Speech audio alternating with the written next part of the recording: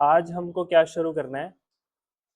आज हमको शुरू करना है इशू ऑफ शेयर्स एट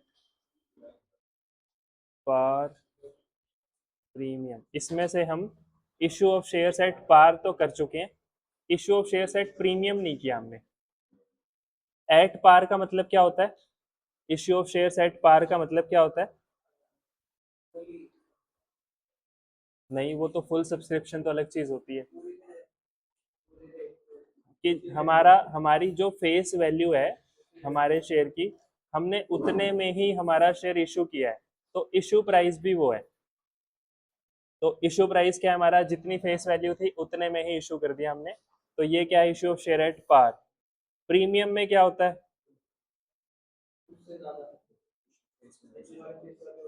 यहाँ पे जो इशू प्राइस होगा हमारा वो ज्यादा होगा किससे?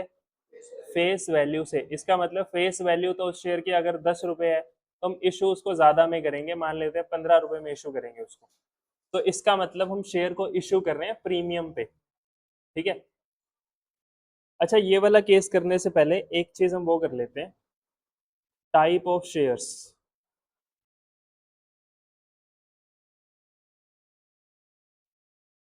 हमको जो क्वेश्चंस मिलेंगे ना, जैसे यहाँ पे हमने लिखा हुआ है एक्स लिमिटेड इशूड 1000 शेयर्स, तो ये शेयर्स कौन से हैं वो नहीं लिखा हुआ हमने, सिर्फ ऐसे लिखा हुआ है 1000 शेयर्स इशू करने हैं। तो क्वेश्चंस में ना हमारे पास दो तरह के शेयर्स आ सकते हैं। कौन कौन से? या तो वो होंगे इक्विटी शेयर्स, या फिर वो होंगे प्रेफरेंस शेयर्स।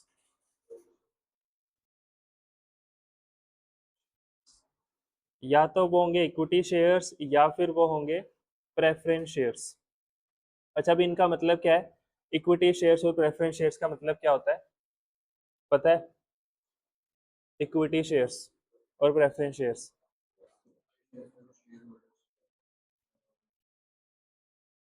और प्रेफरेंस। अच्छा, इसके नाम से क्या पता लग रहा है?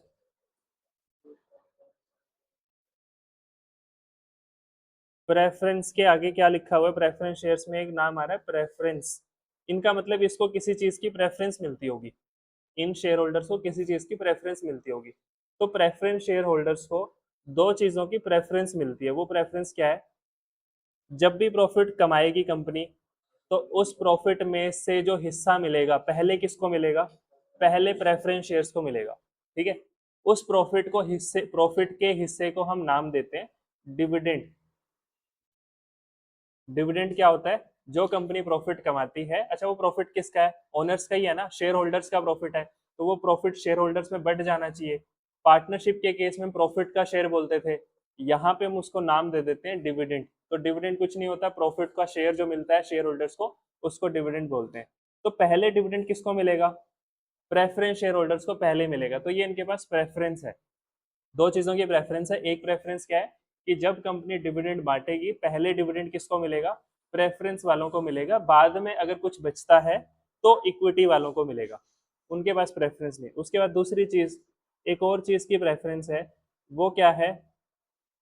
जब कंपनी हमारी लिक्विडेट होगी, मतलब जब कंपनी हमारी बंद होगी, तो बंद करते हुए हम उनकी कैपिटल का पैसा वापस करते हैं ना, जैसे पार्टनरशिप में करते थे कि पार्टनरशिप बंद होगी तो पहले बाहर की लाइबिलिटीज की पेमेंट करेंगे, फिर पार्टनर के लोन की, फिर पार्टनर की कैपिटल की पेमेंट करेंगे। तो कैपिटल की पेमेंट करते हुए पहले पेमेंट इनको होगी, बाद में कुछ बचता है तो इक्विटी वालों को मिलेगा। ठीक है। तो इन दो चीजों की प्रेफरेंस मिलती है उनको। एक तो डिविडेंड पहले मिलता है इनको, और एक जब कंपनी लिक्विडेट होती है तो कैपिटल का पैसा प्रेफरेंस वालों को पहले मिलता है, बाद में इक्विटी वालों को मिलता है। ठीक है। अच्छा, इसको देख के अब क्या समझ में आ रहा है? असली ओनर्स कौन होंगे कंपनी के? कौन होंगे? प्रेफरेंस वाले। अच्छा, ओनर्स को पैसे पहले मिलते हैं या सबसे लास्ट में बचते हैं तो मिलते हैं? अगर मैं किसी फर्म का पार्टनर हूं, तीन पार्टनर हैं हम, हमने जो भी प्रॉफिट कमाया, तो मैं बाहर के लोगों को पहले दूंगा पैसा या पहले खुद के लिए निकाल लूंगा? पहले जो बाहर के लोगों को देना है वो देंगे ना। उसके बाद अगर कुछ बचेगा तो पार्टनर्स को मिलेगा। तो इसका मतलब जो ओनर्स हैं, असली ओनर्स हैं कंपनी के, वो कौन है?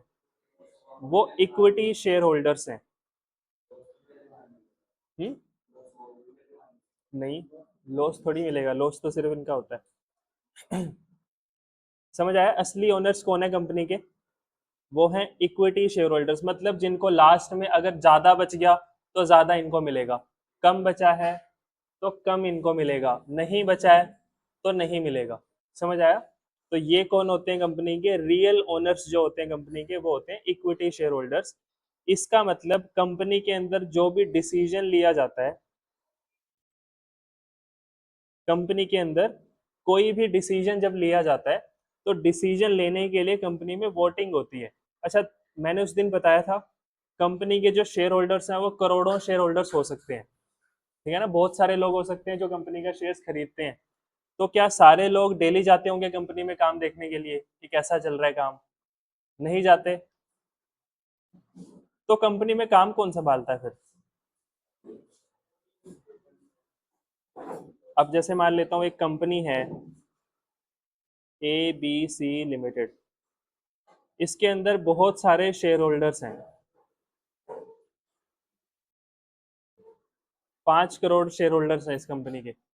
तो क्या ये सारे लोग कंपनी के अंदर, अच्छा शेयर होल्डर का मतलब क्या हो गया? ओनर्स। किसी के पास 10% की ओनरशिप है, किसी के पास 1% की ओनरशिप है, किसी के पास 0.00 समथिंग परसेंट की ओनरशिप है। तो सब ओनर्स हैं कंपनी के। तो क्या ये डेली जाते होंगे कंपनी के अंदर कंपनी का काम देखने, कैसे चल रहा है कैसे नहीं चल रहा? नहीं जाते होंगे डेली। तो कंपनी कैसे चलती है फिर जब ओनर ही नहीं जा रहे कंपनी के अंदर? तो ये लोग क्या करते हैं? ये लोग करते हैं वोटिंग, और वोटिंग करके कंपनी के बोर्ड ऑफ डायरेक्टर्स को चूज करते हैं। बोर्ड ऑफ डायरेक्टर्स कौन होते हैं? जो कंपनी को चलाते हैं। ठीक है, मतलब जो एक्सपीरियंस्ड लोग होते हैं, जिनको कंपनी हैंडल करने का एक्सपीरियंस होता है, बिजनेस करने का एक्सपीरियंस होता है। तो ये वाले लोग वोटिंग करके हम बोर्ड ऑफ डायरेक्टर्स, जैसे इंडिया है, इंडिया कैसे चलता है? कोई भी देश कैसे चलता है? हम सिटीजन्स हैं इंडिया के, क्या हम चला रहे हैं इंडिया को? नहीं, कौन चलाता है? सरकार चला रही है। वो सरकार कैसे आई है? हमने इलेक्ट किया है ना, उसको वोटिंग करके इलेक्ट किया है। तो ऐसे ही जैसे हम इंडिया के जितने भी मेन डिसीजंस होते हैं वो हम नहीं ले सकते, हमने लोगों को अपॉइंट किया हुआ है वो काम करने के लिए। ऐसे ही कंपनी के अंदर भी होता है कि सारे शेयर होल्डर्स जाके थोड़ी डेली काम देख सकते हैं। वो क्या करते हैं? वोटिंग करके अपॉइंट कर देते हैं। किसको अपॉइंट करते हैं? बोर्ड ऑफ डायरेक्टर्स को। ये काम संभालते हैं कंपनी का सारा, जो भी सारा काम होगा ये संभालते हैं। बदले में इनको सैलरी मिलती है, फीस मिलती है इनको बदले में। ठीक है। और जो भी रिजल्ट वगैरह होते हैं ये अपने शेयर होल्डर्स को दिखा देते हैं, जितने भी फाइनेंशियल स्टेटमेंट्स, इतना प्रॉफिट हुआ इतना लॉस हुआ, उसका जो प्रॉफिट या लॉस होता है वो बांट देते हैं इनके अंदर। ठीक है। तो ऐसे चलती है कंपनी। अब इनको कोई भी, अगर मान लेता हूँ मेजर डिसीजन लेना है, कोई भी मेजर डिसीजन है जो इनके हाथ में पावर नहीं है कि ये डिसीजन वो ले सकते हैं, ये तो रूटीन काम के लिए रखे हुए हमने, कि जो डेली के काम होंगे वो थोड़ी हम इनसे पूछेंगे। अगर कोई मेजर डिसीजन है, जैसे मान लेता हूँ कि रिलायंस कंपनी ने जियो लॉन्च की थी, तो जियो लॉन्च करना छोटा मोटा डिसीजन थोड़ी है, बहुत बड़ा डिसीजन है, इतने सारे नेटवर्क्स बिछाना वहां पे। तो जब जियो लॉन्च की थी तो उसका डिसीजन बोर्ड ऑफ डायरेक्टर ने थोड़ी लिया होगा। उसका डिसीजन लेने के लिए उन्होंने रखी होगी मीटिंग, और मीटिंग के अंदर हम बुलाते हैं हमारे सारे शेयर होल्डर्स को कि तुम सब आओ, जो फिजिकली नहीं आ सकता वो ऑनलाइन पार्टिसिपेट कर सकता है। ठीक है। तो वो सारे लोग क्या करते हैं फिर डिसीजन के पक्ष में या विपक्ष में, क्या करते हैं? वो वोटिंग करते हैं, और वोटिंग के अंदर जो रिजल्ट होता है वो एप्लीकेबल हो जाता है कि इतने ओनर्स हैं, उन्होंने यही वोटिंग की है, उसके हिसाब से जो फैसला आएगा वो कंपनी फॉलो करेगी। समझ आया? तो ये जो वोटिंग करने की पावर होती है, ये वोटिंग करने की पावर किसके पास होती है? ये प्रेफरेंस वालों के पास नहीं होती है, क्योंकि ये ओनर्स नहीं है कंपनी के। वो पावर किसके पास होती है? वो पावर होती है इक्विटी शेयर होल्डर्स के पास। तो इक्विटी शेयर होल्डर्स के पास एक्स्ट्रा चीज क्या है? इनके पास वोटिंग पावर है। तो जिसके पास वोटिंग पावर है वही असली मालिक है कंपनी का। ठीक है। जो प्रेफरेंस शेयर होल्डर्स होते हैं इनको कंपनी में जो प्रॉफिट का हिस्सा मिलता है वो फिक्स रेट से मिलता है, 10%, 15%, वो फिक्स होता है इनका कि इतना ही मिलेगा। पर जो इक्विटी शेयर होल्डर्स होते हैं उनका कोई फिक्स नहीं, ओनर्स का थोड़ी फिक्स हो सकता है कितना पैसा कितना प्रॉफिट मिलेगा। जितना बचेगा उतना मिलेगा इनको, नहीं बचा तो नहीं मिलेगा। तो प्रेफरेंस वालों का जो डिविडेंड होता है वो फिक्स्ड होता है, एक रेट हम पहले से ही डिसाइड कर लेते हैं। चलो ये तो इनका डिफरेंस हो गया। हमको क्या करना है क्वेश्चंस में? हमको बस क्वेश्चन करते हुए क्वेश्चन के आगे वो ये लिख देगा कि जो 1000 शेयर्स हमने इशू किए हैं वो कौन से हैं, वो इक्विटी शेयर्स हैं या वो प्रेफरेंस शेयर्स है, बस ये वर्ड में चेंज होगा। तो ये क्वेश्चन किसका हो गया, ये इक्विटी शेयर वालों का हो गया। तो अब हमने कौन से शेयर्स इशू किए हैं, इक्विटी शेयर्स इशू किए हैं। तो अब एंट्री में क्या चेंज आएगा अगर हमने इक्विटी शेयर इशू किए हैं, तो जहां जहां हमने शेयर लिखा हुआ है उसके आगे आगे हम इक्विटी लगा देंगे बस। तो यहाँ पे एंट्री में क्या चेंज आएगा, to equity share application account, equity share allotment account, equity share application, equity share capital account, equity share capital account, equity share allotment, equity share first call, equity share capital, equity share first call. समझ आ गया। तो जहां जहां हम share capital लिख रहे थे या share first call, share application, share allotment, उसके आगे क्या लगा देंगे, बस इक्विटी लगा देंगे उसके अंदर। अच्छा ये क्वेश्चन अगर प्रेफरेंस शेयर्स का हुआ तो क्या करेंगे हम, तो उनके आगे प्रेफरेंस लगा देंगे बस। ठीक है, उस प्रेफरेंस लगाते हुए हमको ध्यान रखना है कि जब प्रेफरेंस वाला क्वेश्चन आता है तो उसके आगे ना एक परसेंटेज लिखी होती है, 10,000 ऐसा कुछ लिखा होगा, 10,000, 1,005% प्रेफरेंस शेयर्स। तो ये जो 5% लिखा हुआ है ये क्या है, ये उनके डिविडेंड का रेट होता है कि उनको जो प्रॉफिट में हिस्सा मिलेगा वो कितना मिलेगा, 5% मिलेगा। तो ये उनके डिविडेंड का रेट है। तो हम क्या करेंगे, जहां जहां हम प्रेफरेंस लिख रहे हैं उसके साथ साथ 5-5% और लगाते हुए चलेंगे। अमाउंट्स में कोई चेंज नहीं आएगा, पूरी एंट्री सेम होगी, बस यहाँ पे क्या लिखना है अब हमको, 5% प्रेफरेंस शेयर एप्लीकेशन अकाउंट। ठीक है, और यहाँ पे क्या होगा, 5% preference share application, 5% preference share capital account. समझ आ गया। अगर इक्विटी होगा तो शेयर के आगे क्या लग जाएगा, इक्विटी। अगर प्रेफरेंस होगा तो परसेंटेज प्रेफरेंस। बस ये चेंज होगा हमारी एंट्रीज में, और कोई चेंज नहीं होगा। जब भी हम क्वेश्चन करेंगे तो हमको ध्यान रखना है कि क्वेश्चन किसका दिया हुआ है, इक्विटी वालों का है या प्रेफरेंस वालों का। अगर कुछ भी नहीं लिखा हुआ तो हम normal share capital, share application करके एंट्रीज कर देंगे। ठीक है, चलो ये हो गया हमारा। अब हमको इक्विटी शेयर्स क्या होते हैं वो भी पता लग गया, प्रेफरेंस शेयर्स क्या होते हैं वो भी पता लग गया। हमने issue of shares at par की बात कर ली है। अब हमको करना है issue of shares at premium. तो प्रीमियम पे अगर हम शेयर इशू करेंगे तो हमारे उसमें क्या फर्क पड़ेगा।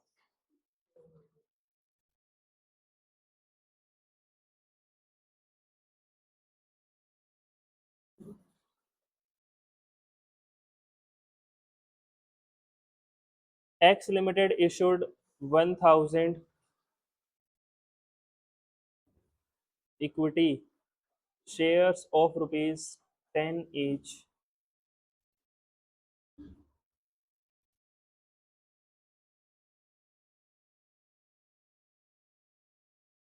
एट रुपीज एट प्रीमियम या फिर at rupees 12 payable as 4 including premium 500। तो अब ये क्वेश्चन है हमारे पास। क्वेश्चन क्या है, एक्स लिमिटेड ने इशू किए हैं 1000 equity shares of rupees 10 each at rupees 12। तो 10 का शेयर है, हमने इशू किया है 12 रुपए में। इसका मतलब हमने शेयर प्रीमियम पे इशू किया है। कितने रुपए का प्रीमियम मांग रहे हैं मुझसे, 2 रुपए का प्रीमियम आ रहे हैं। अच्छा इससे जो हम 12 रुपए मांग रहे हैं वो 12 रुपए किस चीज के मांग रहे हैं, इसमें से 10 रुपए जो मांग रहे हैं वो किस चीज के हैं, वो तो हैं फेस वैल्यू के। और जो 2 रुपए मांग रहे हैं वो किस चीज के मांग रहे हैं उनसे, प्रीमियम के। ये समझ आ गया कि हमारा शेयर अगर 10 का है तो 12 रुपए में से 10 रुपए तो फेस वैल्यू ही है, और 2 रुपए जो एक्स्ट्रा मांग रहे हैं वो किस चीज के ले रहे हैं उनसे, प्रीमियम के ले रहे हैं। और ये जो 12 का शेयर है हम पैसे कैसे लेंगे उनसे, ये बोल रहे हैं 5 रुपए हम लेंगे एप्लीकेशन के टाइम पे, 4 रुपए अलॉटमेंट पे लेंगे, और 3 रुपए लेंगे फर्स्ट एंड फाइनल कॉल पे। जो 4 रुपए हम अलॉटमेंट पे ले रहे हैं उसमें हम प्रीमियम के पैसे भी ले रहे हैं 2 रुपए। मतलब जो 2 का प्रीमियम था वो किस टाइम पे मंगवाया हमने उनसे, अलॉटमेंट के टाइम पे मंगवाया है। अच्छा अगर अलॉटमेंट के टाइम पे हमने उनसे 4 रुपए लिए तो ये 4 रुपए किस किस चीज के हैं, 2 रुपए तो फेस वैल्यू के और 2 रुपए प्रीमियम के। ये समझ आ गया? इसको ना थोड़ा सा चेंज कर लेते हैं, दो दो में कंफ्यूज हो जाओगे तुम। दो कर लेते हैं और एक कर लेते हैं और इसको कर लेते हैं 11, ये हो जाएगा 1। ठीक है,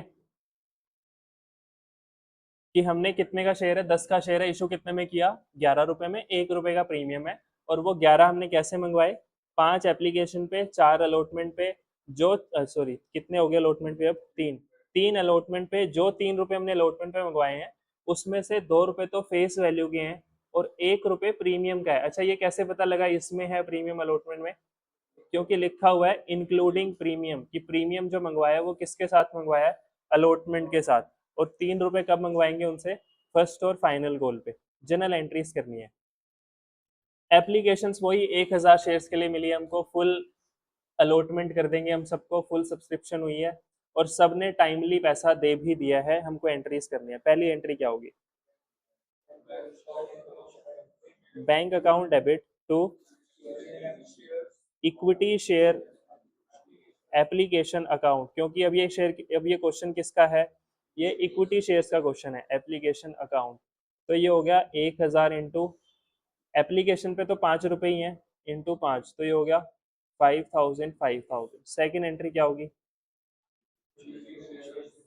equity share application account debit to equity share capital account. यहाँ पे भी आएगा 5000 और 5000, ये तो एप्लीकेशन की एंट्री होगी। अब आई अलॉटमेंट की, तो अलॉटमेंट की एंट्री में चेंज आना चाहिए। मैंने तुमको उस दिन बोला था ना कि जो बेसिक एंट्रीज हैं वो हमारी वही रहेंगी सेम ही, बस उनमें थोड़ा थोड़ा चेंज करते रहेंगे। तो अभी प्रीमियम आया है तो प्रीमियम की वजह से हमारी एंट्रीज में क्या चेंज होगा वो देख लेते हैं। अब हम अलॉटमेंट ड्यू करेंगे। ठीक है, जब हम अलॉटमेंट ड्यू करते हैं तो एंट्री क्या होती है, equity share allotment account debit to equity share capital account.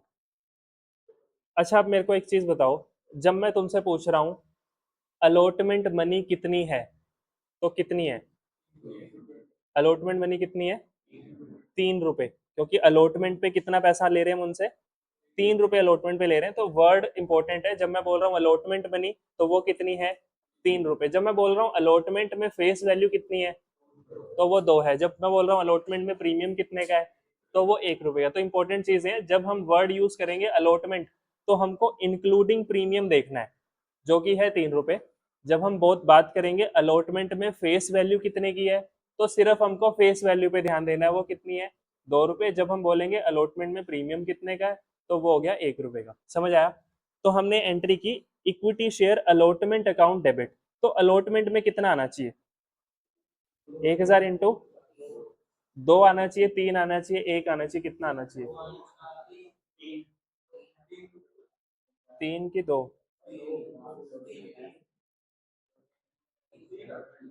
3 आना चाहिए, 2 आना चाहिए, 3 आएगा, क्योंकि मैं क्या बोल रहा हूँ, ये क्या है, अलॉटमेंट। तो अलॉटमेंट कितने की है, अलॉटमेंट 3 रुपए की है, तो यहाँ पे कितना आएगा, 3, तो ये कितना हो गया, 3000। अब मैं बहुत इंपॉर्टेंट चीज बोल रहा हूँ,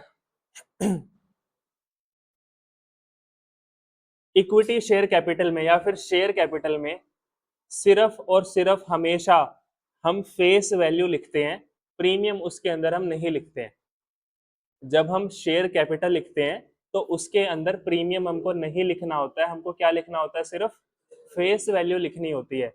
तो उस हिसाब से शेयर कैपिटल में कितने आने चाहिए, 2000 आने चाहिए, मतलब 1000 इंटू 2। समझ आया मैंने क्या बोला, शेयर कैपिटल में हमेशा सिर्फ क्या आएगी, सिर्फ फेस वैल्यू आएगी, शेयर कैपिटल में कभी भी प्रीमियम नहीं आएगा।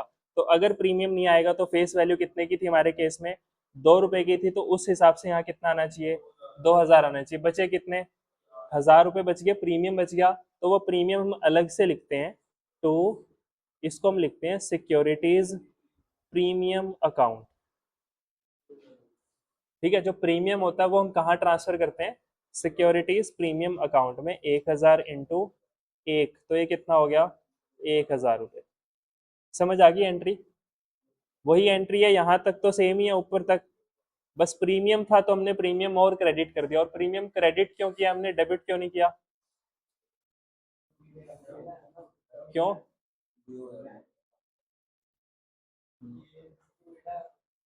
क्योंकि प्रीमियम हमारे लिए फायदा है या नुकसान है? फायदा है हमारा, फायदा है तो इनकम, इनकम कौन सी साइड बढ़ती है हमारी? क्रेडिट साइड बढ़ती है, तो इसलिए हमने उसको क्रेडिट किया है। अगर ये नुकसान होता, डिस्काउंट पे शेयर इशू नहीं हो सकते हैं, अगर डिस्काउंट पे शेयर इशू होते हो तो हम डिस्काउंट को क्या कर देते, डेबिट कर देते, क्योंकि वो हमारा नुकसान होता। ठीक है, तो इसलिए हमने सिक्योरिटीज प्रीमियम को क्रेडिट कर दिया। एंट्री, एंट्री समझ आ गई। बस ये चीज मैं फिर से बोल रहा हूँ, बहुत इंपॉर्टेंट है। शेयर कैपिटल में सिर्फ क्या आती है, सिर्फ फेस वैल्यू आती है। और जब हम नाम यूज कर रहे हैं अलॉटमेंट, तो वो फेस वैल्यू प्रीमियम टोटल मिला के बात करेंगे उसकी।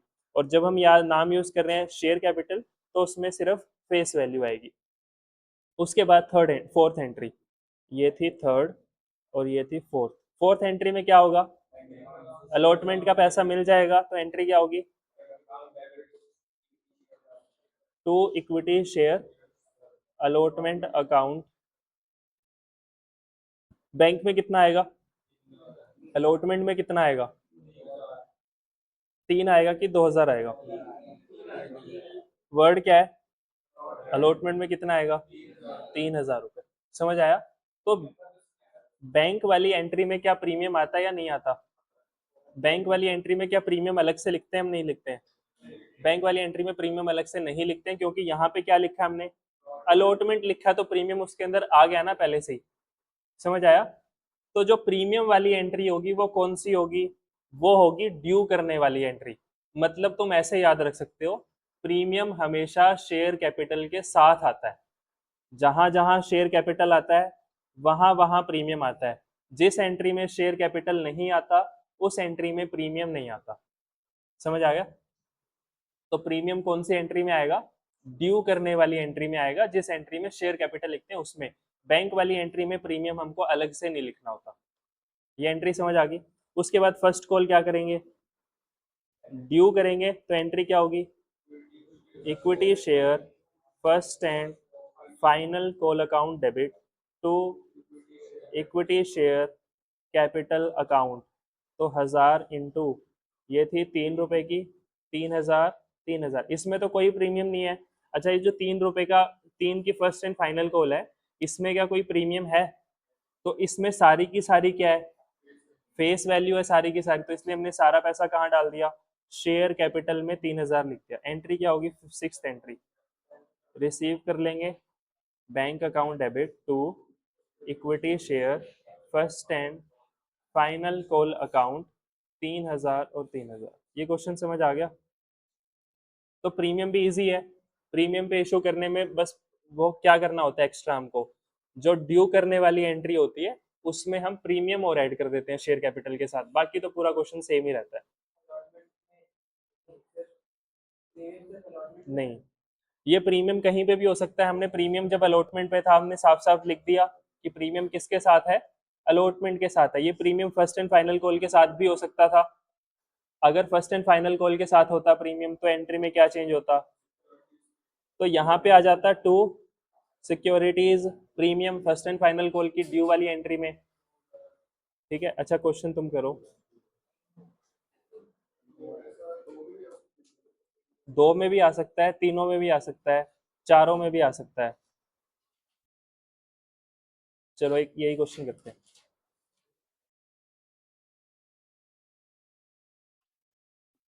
X Limited issued 1000 equity shares of rupees 10 each at rupees 15, payable as rupees 5 on application, including rupees 2 premium and rupees 1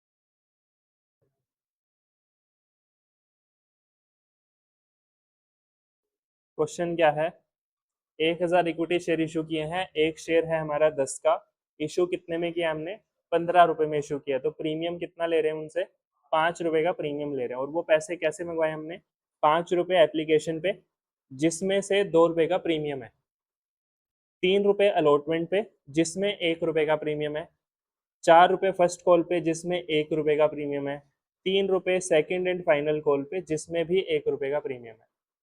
ठीक है, तो एंट्रीज करनी है इसकी हमको।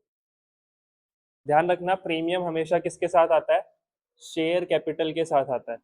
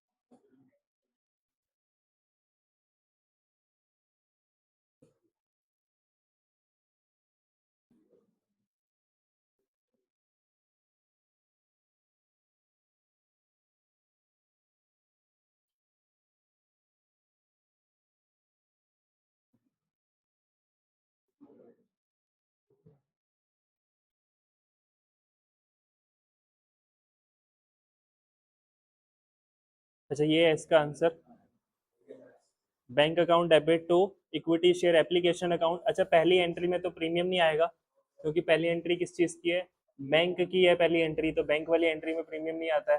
तो यहाँ पे एप्लीकेशन लिखा हुआ है, तो एप्लीकेशन में फुल अमाउंट आएगी 5 रुपये। उसके बाद सेकेंड एंट्री जो होती है शेयर कैपिटल वाली, उसके साथ प्रीमियम आएगा। तो equity share application account debit to equity share capital account, capital में तो चली जाएगी फेस वैल्यू। अच्छा जब हम इसको यहाँ पे ये ऐसा लिखा हुआ है ना, इंक्लूडिंग टू प्रीमियम, तो हम हमारी प्रैक्टिस ये होनी चाहिए, हम ब्रैकेट में ये लिख लें कि ये जो 5 रुपए की एप्लीकेशन है, इसमें 3 की तो फेस वैल्यू है और 2 का प्रीमियम है, तो 3+2। ऐसी अलॉटमेंट क्या है, 2+1। फर्स्ट कॉल क्या है, 3+1। सेकेंड एंड फाइनल कॉल क्या है, 2+1। तो ऐसे करके लिख लेंगे उसको, ठीक है, जिससे हमको पता लगेगा ये तो फेस वैल्यू है इसकी और ये इसका प्रीमियम है। उसके बाद थर्ड एंट्री में अलॉटमेंट ड्यू करेंगे। अलॉटमेंट ड्यू करने की entry, equity share allotment account debit to equity share capital to securities premium account. Allotment में तो फुल अमाउंट आएगी, शेयर कैपिटल में सिर्फ फेस वैल्यू आएगी, सिक्योरिटीज प्रीमियम में प्रीमियम आएगा। फिर जब अलॉटमेंट रिसीव करेंगे तो यहाँ पे अलॉटमेंट जितनी थी वो पूरी आ जाएगी। फिर वैसे ही फर्स्ट कॉल ड्यू करेंगे, रिसीव करेंगे, second and final call due करेंगे, रिसीव करेंगे। समझ आ गया ये?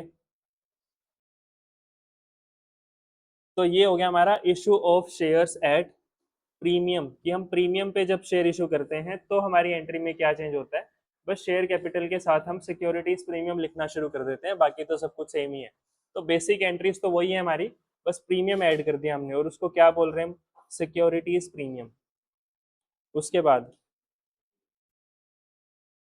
अब हम करते हैं, चलो पहले एक बार ये देख लेते हैं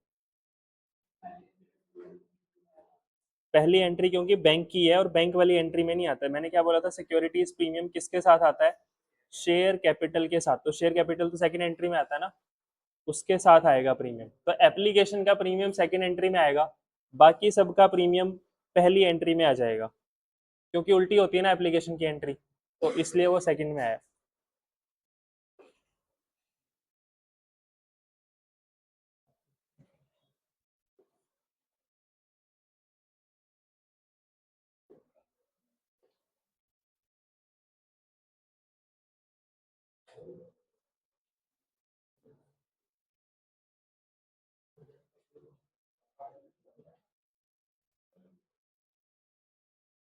अच्छा यहाँ से देखते हैं, हम शेयर इशू कर सकते हैं कैश में भी। अच्छा ये मैंने तुमको नहीं बताया हुआ, for consideration other than cash, ये टॉपिक आएगा हमारे चैप्टर में। इसका मतलब क्या होता है, इशू ऑफ शेयर हम कैश में भी इशू कर सकते हैं और for consideration other than cash में भी इशू कर सकते हैं। मतलब काइंड, मतलब कि हमने जब शेयर इशू किए तो अभी बदले में क्या मिल रहा था हमको, पैसे मिल रहे थे बदले में, बैंक में पैसे आ रहे थे। इसके दूसरी चीज क्या आ सकती है, हमने कोई एसेट खरीदा और बदले में क्या दे दिए, हमारे शेयर्स दे दिए। तो हम हमारे शेयर्स को कैश में भी इशू कर सकते हैं और अदर देन कैश भी इशू कर सकते हैं। हो सकता है ना कंपनी के शेयर की वैल्यू है, अगर मैं किसी कोई कहीं से एसेट खरीद के लाता हूँ और वो मेरे से पैसे मांग रहा है, अगर वो मान जाता है मेरे शेयर्स लेने में तो मैं दे दूंगा हमारी कंपनी के शेयर्स, पेमेंट हो जाएगी उसकी। तो ये टॉपिक बाद में आएगा, अभी हम किसकी बात कर रहे हैं, issue of shares for cash, के बदले में हमको कैश मिलेगा। जब हम कैश में शेयर्स को इशू करते हैं तो हम इशू कैसे कर सकते हैं, पार पे इशू कर सकते हैं, प्रीमियम पे भी इशू कर सकते हैं, मतलब हमारा शेयर महंगा मिलेगा अब लोगों को। हम कंपनी को शेयर्स जब हम फेस वैल्यू से कम में इशू करते हैं तो इसको बोलते हैं issue of share at discount. पर कंपनीज एक्ट के हिसाब से हम इशू डिस्काउंट पे शेयर इशू नहीं कर सकते, एक्सेप्ट, उसकी एक्सेप्शन क्या है, स्वेट इक्विटी शेयर्स, ये मैंने तुमको बताया था, जो हम एम्प्लॉइज को देते हैं वो सस्ते में दे सकते हैं। नॉर्मली कंपनी अपनी इक्विटी शेयर इशू नहीं कर सकती डिस्काउंट पे, तो हम ये वाले दोनों केस करेंगे और ये दोनों केस हमने कर भी लिए। उसके बाद तो कंपनी जब पैसे मंगवाती है इशू प्राइस, वो कंपनी एक बार में भी मंगवा सकती है, उसको बोलते हैं लमसम, और इंस्टॉलमेंट्स में भी मंगवा सकती है। तो जब हम शेयर इशू करते हैं, ये हमने देख लिया था सारा, यहाँ से करना था हमको। अकाउंटिंग क्या होती है इशू ऑफ शेयर्स की, तो इशू ऑफ शेयर हम कैसे कर सकते हैं, कैश में और कंसीडरेशन अदर देन कैश। तो ये तो सब जब हम पैसा उनसे लमसम में मंगवा लेते हैं तो क्या एंट्री होती है, bank account debit to share application and allotment, ये किया था हमने कि इकट्ठा लिख देते हैं हम शेयर एप्लीकेशन एंड अलॉटमेंट, कि 100 का शेयर था और 100 के 100 रुपए अगर हमने एप्लीकेशन के साथ ही मंगवा लिए तो हम पहली एंट्री में ही कर देंगे, 1000 शेयर्स थे, एक शेयर 100 का था, 100 के 100 हमने एक ही बार में मंगवा लिए, तो यही एंट्री हो जाएगी 1-1 लाख रुपए से। फिर share application and allotment account debit to share capital account, इस केस में बस 2 ही एंट्री होंगी अगर हमने लमसम में पैसा मंगवा लिया। दूसरा क्या है, अगर हम किस्तों में मंगवाते हैं उनसे पैसा, issue of share at for cash payable in instalment, तो एंट्री क्या होती है, सबसे पहले क्या होता है, एप्लीकेशन का पैसा मिलता है तो एंट्री क्या होगी, bank account debit to share application account. जब हम एप्लीकेशन का पैसा ट्रांसफर करेंगे शेयर कैपिटल में तो share application account debit to share capital account. जब हम अलॉटमेंट मनी ड्यू करेंगे तो share allotment account debit to share capital account. जब हम अलॉटमेंट मनी रिसीव करेंगे तो bank account debit to share allotment account. जब हम कॉल मनी ड्यू करेंगे तो शेयर कॉल, ये कॉल फर्स्ट कॉल भी हो सकती है, सेकंड कॉल कुछ भी हो सकती है, तो share first call account debit to share capital account. फिर ये जब रिसीव करेंगे फिफ्थ एंड सिक्स, तो सिक्स एंट्री तो लिखी नहीं हुई यहाँ पे। अच्छा, एक और एंट्री आएगी यहाँ पे सिक्स एंट्री, वो सिक्स एंट्री क्या होगी,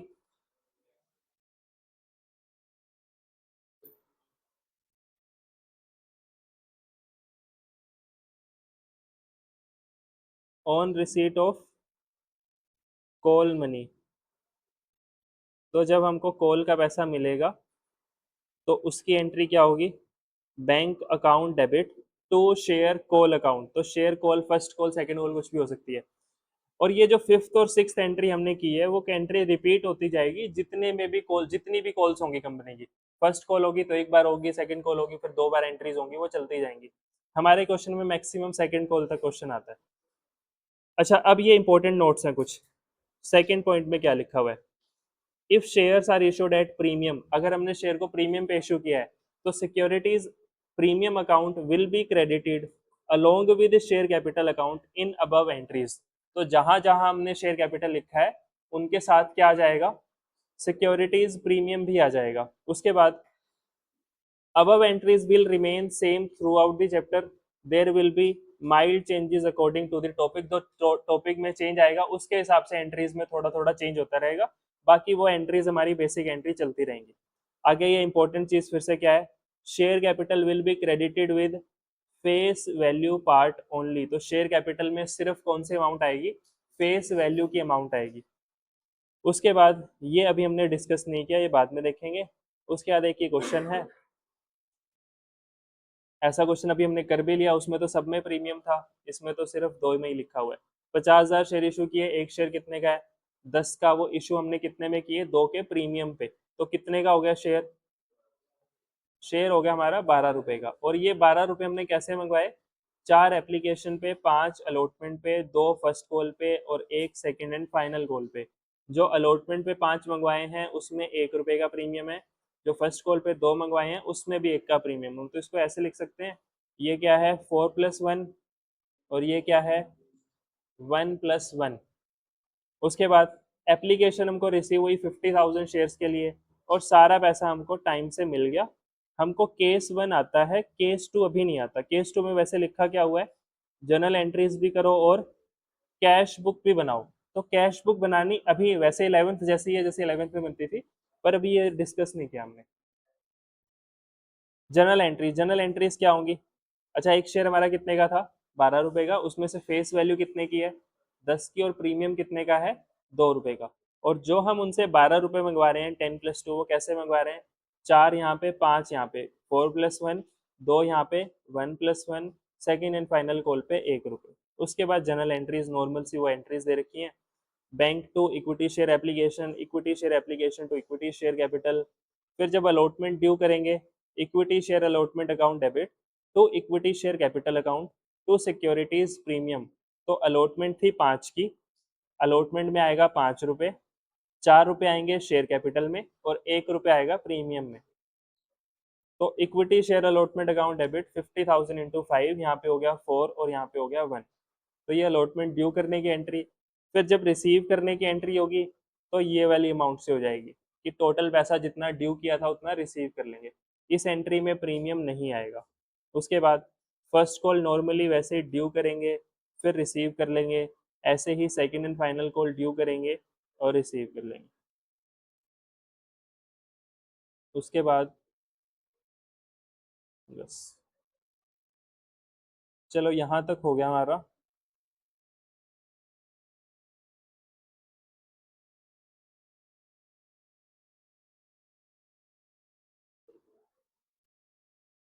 चल कैश बुक की बात कर लेते हैं, कैश बुक वाला रह गया वो कर ही लेते हैं। अच्छा इसके अंदर दूसरा केस क्या बोला होता, बहुत आसान है कैश बुक बनानी। क्या बोला हुआ है, जर्नल एंट्रीज भी करो और कैश बुक भी बनाओ। तो कैश बुक तुम 11th में कैसे बनाते थे, कैसे बनती थी, सिंगल कॉलम, डेट लिखते थे, पर्टिकुलर्स लिखते थे, फिर कैश का कॉलम आता था, अगर डबल कॉलम है तो बैंक का कॉलम भी आता था, फिर डेट, फिर पर्टिकुलर्स, फिर कैश और बैंक का कॉलम, यही कैश बुक बनती थी ऐसे ही। तो ऐसी ही कैश बुक यहाँ पे भी बनानी है हमको, date particulars amount, date particulars amount. अच्छा यहाँ पे जो हमने अमाउंट का कॉलम बनाया हुआ है वो कैश का नहीं है, वो बैंक का है सिर्फ। यहाँ डबल कॉलम कैश बुक नहीं बनेगी, सिंगल कॉलम ही बनेगी। और उसमें भी हम कॉलम जो अमाउंट का बना रहे हैं वो किसका कॉलम है, वो बैंक का कॉलम है। और ये साइड हमारी डेबिट साइड और ये साइड हमारी क्रेडिट साइड। जब भी हमको पैसे मिलते थे तो हम कौन सी साइड लिखते थे, जब हमारा बैंक बैलेंस बढ़ेगा तो कौन सी साइड लिखेंगे, डेबिट में लिखते हैं क्रेडिट में लिखते हैं, कौन सी साइड आएगा, डेबिट साइड। और जब भी हम पेमेंट करते हैं तो कौन सी साइड आता है, क्रेडिट साइड। तो जब जब पैसा मिलेगा डेबिट साइड लिख देंगे, जब जब पेमेंट करेंगे तो क्रेडिट साइड लिख देंगे, यही होता है बस। तो यही हमको यहाँ पे करना है। अच्छा यहाँ पे जो इस क्वेश्चन में हमने 8 एंट्रीज की हैं, दो इसकी दो दो दो, 8 एंट्रीज हुई है ना टोटल। 8 में से 4 एंट्रीज तो बैंक वाली हैं और 4 एंट्रीज ड्यू करने वाली हैं। यही है ना इसके अंदर कि पहले एप्लीकेशन का पैसा मिलता है फिर ट्रांसफर कर देते हैं। पहली एंट्री बैंक की होती है, दूसरी एंट्री बैंक की नहीं होती है। फिर अलॉटमेंट ड्यू करते हैं, अलॉटमेंट रिसीव कर लेते हैं। थर्ड एंट्री तो ड्यू करने की होती है, फोर्थ एंट्री बैंक वाली होती है। तो हमको करना क्या है, जो जो एंट्रीज बैंक वाली करते हैं वो एंट्रीज डालनी है कैश बुक में, उनकी जनरल एंट्री नहीं करनी। जो एंट्रीज हम बैंक वाली करते थे उनकी एंट्रीज नहीं करनी, वो एंट्रीज कहाँ जाएंगी, सीधा कैश बुक में जाएंगी। और जो बैंक वाली एंट्रीज नहीं है उनकी क्या करेंगे हम, उनकी जनरल एंट्रीज कर देंगे। समझ आया। तो टोटल जो 8 एंट्रीज हैं उसमें से 4 एंट्रीज तो जनरल एंट्रीज में आएंगी और 4 एंट्रीज कहाँ चली जाएंगी, कैश बुक में। ठीक है, तो बताओ पहली एंट्री कहाँ आएगी, पहली एंट्री आएगी कैश बुक में। और कैश बुक में जब हम एंट्री लिखेंगे तो कौन सी साइड लिखेंगे, date particular, date particulars amount, date particulars amount, कौन सी साइड आएगी, पैसा मिल रहा है या जा रहा है हमारे पास से, मिल रहा है तो बैंक बैलेंस बढ़ता है, एसेट एसेट बढ़ता है डेबिट साइड में, तो डेबिट में आएगा। टू, नाम किसका आएगा, ये पैसे, ये कौन सा क्या चीज है ये, कैश बुक। कैश बुक मतलब एक तरह से लगा लो बैंक अकाउंट ही बना रहे हो। तो यहाँ पे नाम किसका आएगा, नाम आएगा to equity share application account. Application के नाम से हमको कितने पैसे मिले, 2 लाख रुपए मिले। इस क्वेश्चन के हिसाब से 2 लाख रुपए मिले। समझ आ गया। पहली एंट्री ये वाली है ना, यहाँ पे bank account debit to equity share application account. और हम बात कर रहे हैं जब हम जर्नल एंट्रीज और कैश बुक दोनों चीजें बनाएंगे तो बैंक वाली एंट्री जर्नल एंट्री में नहीं आएगी। इसका मतलब ये एंट्री यहाँ नहीं आएगी, तो ये एंट्री कहाँ आएगी? ये एंट्री आएगी कैश बुक में। और कैश बुक में क्या लिखेंगे? To equity share application account 2 lakh रुपए, जितने पैसे मिलने थे उतने पैसे से एंट्री हो जाएगी। ठीक है, सोल्यूशन ही देख लो। चलो अच्छा, जर्नल एंट्रीज, पहली एंट्री कौन सी की हुई है हमने? ये तो सेकंड वाली एंट्री है ना, जो हम सेकंड नंबर पे करते हैं, equity share application account debit to equity share capital. तो पहली एंट्री कहाँ गई? पहली एंट्री गई कैश बुक में, क्योंकि उस एंट्री में क्या आ रहा था? बैंक आ रहा था उस एंट्री में, तो वो एंट्री हमने कैश बुक में डाल दी। To equity share application account और अमाउंट लिख दी 2 लाख रुपए। समझ आ गया? फिर अलॉटमेंट ड्यू करने की एंट्री कहाँ आएगी? जनरल में आएगी, तो अलॉटमेंट ड्यू की equity share allotment account debit तो equity share capital account to securities premium. अच्छा, प्रीमियम तो इसी एंट्री में आता है, इसी में आता है ना प्रीमियम, तो बैंक वाली एंट्री में तो नहीं आता। बैंक वाली एंट्री क्या होती है? क्या होती है बैंक वाली एंट्री इसकी? Bank account debit to equity share allotment account, ये एंट्री होगी ना दूसरे वाली। तो वो एंट्री कहाँ आएगी? कैश बुक में। तो कैश बुक में क्या आएगा? डेबिट में to equity share allotment account. उसके बाद अगली एंट्री कौन सी होती है? फर्स्ट कॉल ड्यू करने की। वो एंट्री कहाँ होगी? वो एंट्री होगी जनरल में। तो एंट्री क्या होगी? Equity share first call account debit to equity share capital account to securities premium, क्योंकि प्रीमियम भी था उसमें, ये एंट्री होगी। फिर इससे अगली एंट्री कौन सी होती थी? बैंक वाली। वो एंट्री यहाँ नहीं होगी, वो कहाँ आएगी? कैश बुक में। To equity share first call account, यहाँ पे आ गया। उसके बाद अगली एंट्री होती थी second and final call due करने की, तो वो एंट्री क्या होगी? Equity share second and final call account debit to equity share capital account. इसमें प्रीमियम नहीं था, तो प्रीमियम नहीं लिखा हमने। फिर इससे अगली एंट्री कौन सी होती थी? बैंक रिसीव करने वाली। वो एंट्री कहाँ आएगी? वो कैश बुक में to equity share second and final call. तो 4 एंट्रीज तो यहाँ आ गई। ये वाली एंट्री कौन सी है? First entry. ये कौन सी है? Fourth entry. ये है सिक्स्थ एंट्री और ये है एट्थ एंट्री। यही होती थी ना, इसी नंबर पे होती है ये एंट्रीज। तो वो वाली एंट्रीज हमने जो बैंक वाली थी वो कहाँ डाल दी? कैश बुक में। और जो बैंक वाली नहीं थी वो हमने नॉर्मल जर्नल एंट्रीज में रखी। अब तो यहाँ पे देखो, 1 2 3 4, 4 एंट्रीज यहाँ आ रही हैं। 1 2 3 4, 4 यहाँ पे आ रही हैं। टोटल होगी 8 एंट्रीज। और उसके बाद कैश बुक को क्लोज कर देंगे, तो क्या लिख देंगे? By balance carried down. Cash book में कितना बैलेंस अब हो गया हमारे पास? 2 लाख रुपए मिले एप्लीकेशन पे, 2.5 लाख मिले अलॉटमेंट पे, फिर 1 लाख मिले फर्स्ट कॉल पे, 50,000 मिले second and final call. Total हमको मिले हैं 6 लाख रुपए। वो 6 लाख रुपए हमने बैलेंस कैरेट डाउन क्लोज कर दिया इसको। तो नहीं बनानी कैश बुक, हमको तभी बनानी है जब क्वेश्चन में बोला हुआ है। ये पेपर में क्वेश्चन नहीं आता है कैश बुक बनाने का। ठीक है, टॉपिक है तो हमको पता होना चाहिए कैश बुक कैसे बनती है। जब कैश बुक बनेगी तो जर्नल एंट्रीज होंगी सिर्फ कौन से वाली? ड्यू करने वाली जो एंट्रीज होती हैं। जो बैंक वाली एंट्रीज है वो कहाँ आएंगी? वो cash book.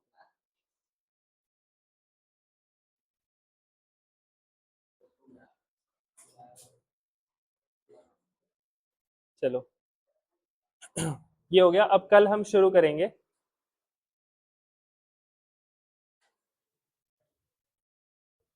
Calls in arrear और कॉल्स इन एडवांस, कि अगर कोई हमको पैसा नहीं देगा तो उसकी एंट्रीज, उससे हमारी एंट्रीज में क्या फर्क पड़ेगा। कल वाला टॉपिक भी बहुत इंपॉर्टेंट है। ये वाला टॉपिक आता होगा तभी आएगा कि फॉरफीचर कैसे करेंगे, क्योंकि फॉरफीचर इन्हीं के शेयर्स होंगे जो पैसे नहीं देगा हमको। ठीक है, तो ये टॉपिक भी इंपॉर्टेंट है।